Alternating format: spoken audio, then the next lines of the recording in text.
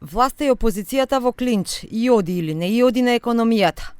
Премиерот Христијан Мицкоски оптимист вели годината ја завршивме со 2,8% раст на брутодомашниот производ, а не би се изненадил ако за првиот квартал тој раст биде помеѓу 4 и 4,5%. Овие индикатори кои што се појавуваат укажуваат на тоа дека сме дојдени до состојба нула.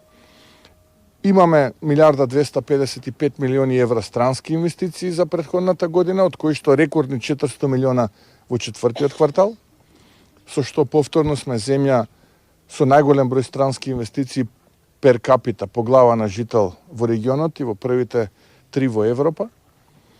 Некои ни предвидува ниту 1% нема да имаме раст на бруто домашниот производ. Опозицијата пак со обвинувања. Економијата тоне, животниот стандард на граѓаните драстично се влошува, а власта покажува неспособност и целосна незаинтересираност за кризата која сама ја предизвика. Клучните економски параметри покажуваат дека на македонската економија не е оди, дека граѓаните имаат се помалку пари.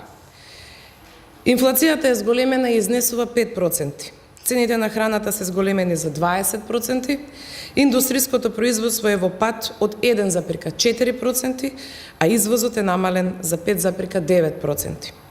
Платите стагнираат, нема зголемување ниту на минималната, ниту на просечната плата. Државниот завод за статистика пак измери дека инфлацијата во февруари е 5% во однос на февруари лани. Поскапело речиси се, најмногу за 6,6% храната и пијалоците.